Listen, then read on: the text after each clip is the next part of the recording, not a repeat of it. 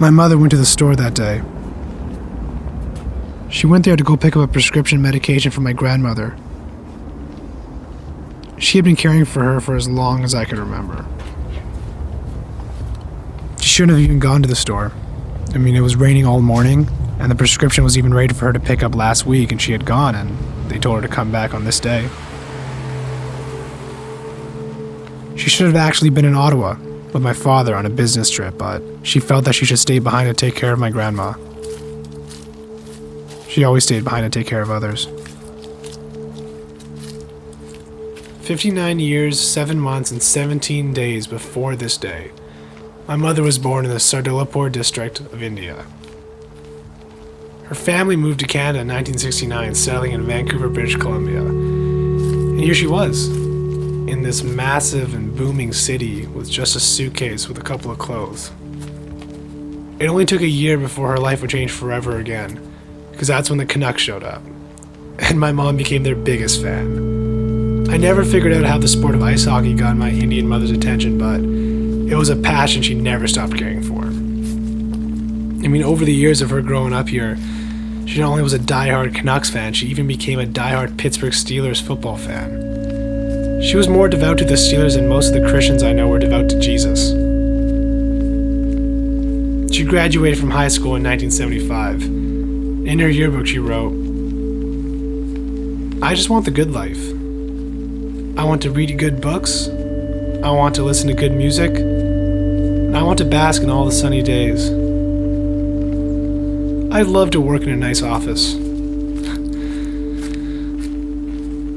And she accomplished all of those things, working in the administrative offices of the University of British Columbia for 35 years. And in those 35 years, she married my father in an arranged marriage, and they had 2 boys, my brother in 1989 and me in 91. I always asked her how she could have done it, deciding to spend her entire life with a complete stranger. She told me that was just the way it was then.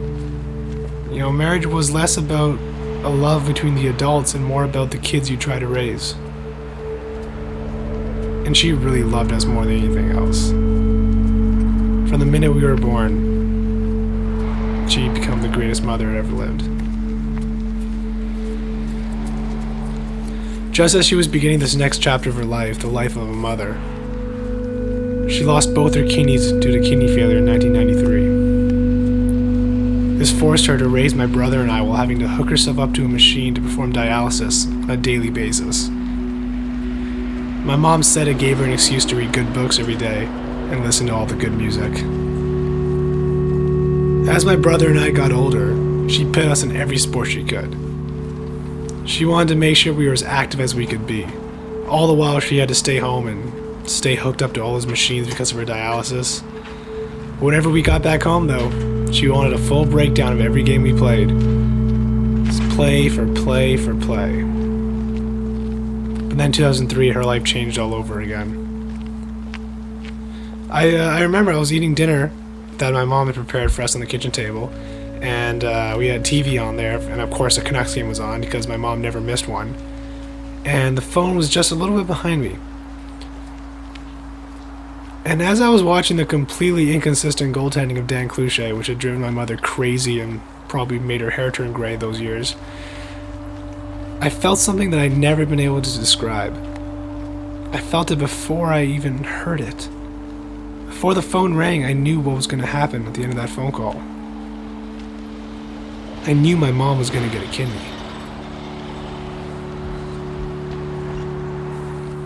The phone rings. My mom answers. She speaks calmly, and I stopped eating. I turned around to watch because I had felt that. And the look on her face was just disbelief. It was like someone was prank calling her. I didn't know how to take it. I don't know if my intuition was correct or if I was just crazy But then she hangs up. And Jim Houston's voice screams out like, "Great save, Cloutier!" And the Canucks had won that game. And then my mom says, "They have a kidney for me." I don't even know if jumping for joy would even be close to explaining how I felt that day. I think I was just crying the whole time as I was holding her. I mean, this was it. This was for the first time in my life. My mom was going to be a healthy person. She was going to live her life. She was going to go back to work. She was going to go and do normal things. My mom was going to be a normal, healthy person.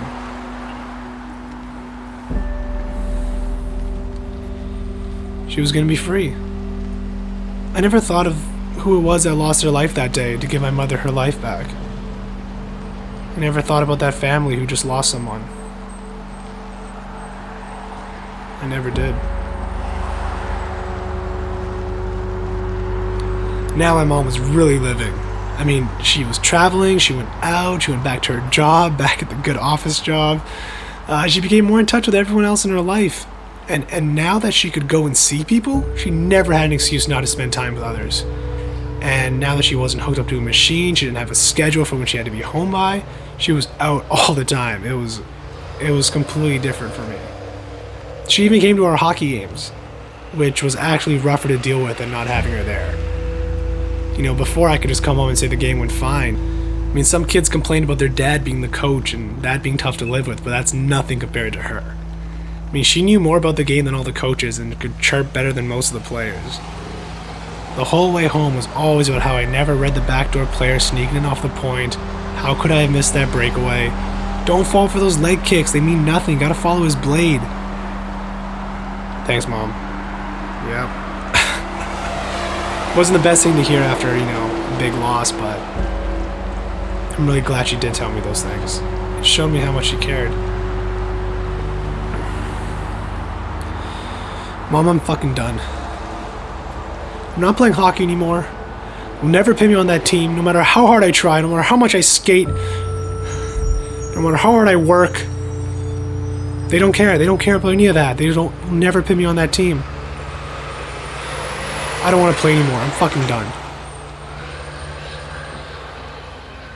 She asked if I was being serious.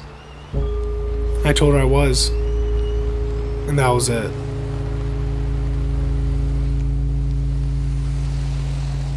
She didn't even stop me. She just let me quit.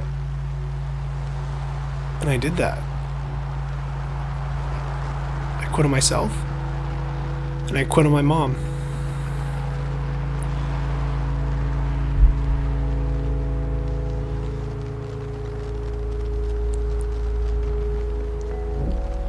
The pain I inflicted on myself that day for quitting is something that still haunts me today.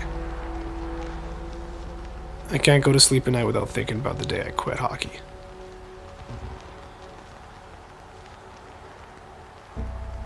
And my mom let it happen.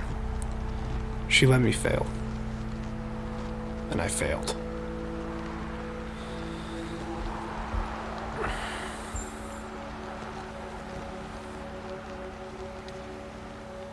Hey, Mom?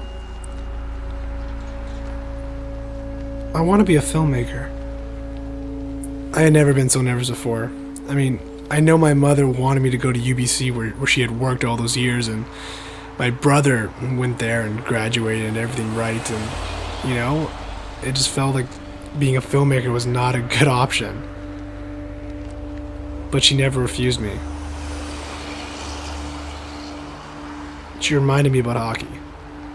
You remember how you quit hockey? You were so passionate about it, and you just let it go. I think about it every day, Mom.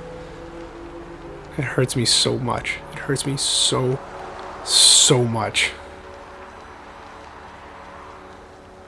Don't you ever forget that. If you're going to do this, you have to remember how much pain quitting is going to have on you. Because you're going to want to quit this too. When she said that, I was pissed off that she just thinks that I would quit everything I try. And it angered me. And I just went on to show her over the next few years. I worked my ass off. I watched film, I read film, I studied it, I made films, I did everything to prove her wrong. But she was my mother and she knew me. Because 4 years later, I told my mom, I don't know if I can do this. I keep failing at it, and nothing I do is working, and other people are getting better at it, and why is stuff working for them and not for me? She just sat there quietly, let settle, and then she reminded me. She reminded me of the time that I quit. And I had never been so motivated in my life to get back out there. It was amazing how subtle she was, but just the slightest conversation with her would inspire me. And in doing that, she taught me how to pick myself up on my own. One of the most valuable things I ever learned. I asked her, wasn't there an easier way to do this? Why couldn't you just tell me to watch out for these pitfalls and learn to avoid them so I wouldn't have to feel this way? Why didn't you tell me how much pain failure was?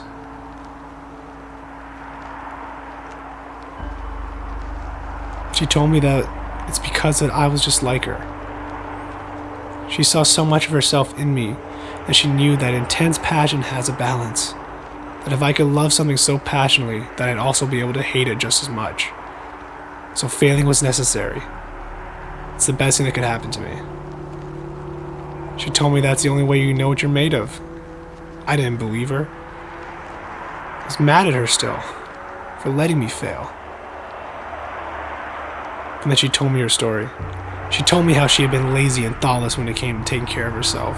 She had stopped taking antibiotics for something that she was dealing with because she just didn't care for it. She didn't care to keep tabs on those kinds of things for her nutrition or for her health. And when she failed to keep her health in check, that's when her kidneys failed her. That changed her life forever. In a way that I thought was terrible. I mean, that hooked her up to dialysis for 10 years. But she thought it was all for the better. Through the experience of that failure, she became more aware of herself. She began to instill good health and fitness into everything she did, everything we did. She had taught us proper nutrition. She had taught us how to take care of our bodies so well because she had failed at taking care of her own.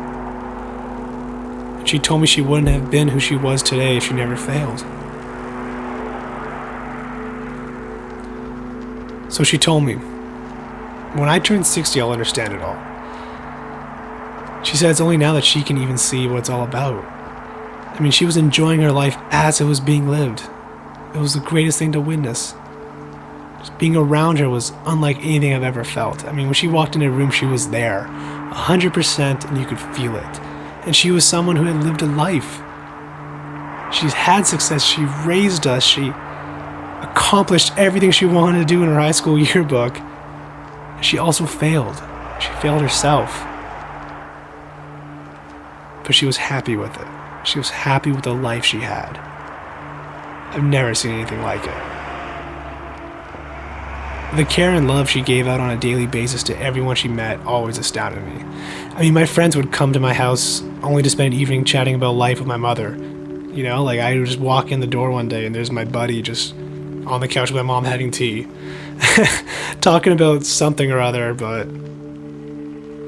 you know, like friends would call my house and I'd answer and they'd be like, oh hey, you know, is your mom home?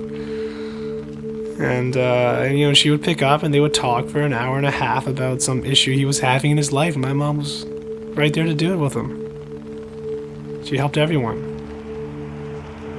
She had the world's greatest heart. I knew if I ever had any kids, they'd be raised incredibly well with the help of my mother. I mean, all she talked about was being a grandmother. Before my brother and I even got out of high school, that's all she wanted. She talked about how all the failures she experienced while being a parent, she would make up for being a grandmother.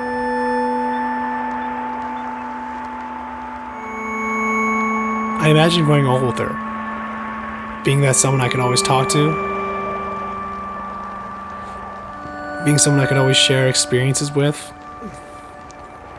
any successes, any failures, still making fun of her as I got older. I'd always joked with her that she looked like a 97-year-old woman whenever I saw a sliver of gray hair. She hated that. She would go berserk and find products to dye it almost immediately. In return, though, she would just tell me that I was the perfect daughter she had always wanted. Oh, man. Yeah, she knew how to chirp with the best of them. I had never been so connected with anyone else in my life. So after all that, after all her life growing up in India, coming to Canada as a teenager, marrying a complete stranger, raising two men, suffering kidney failures and medical setbacks, she was finally living. She was the most amazing person in the world. She was my mother. And on April 27th, 2015, my mother went to the store.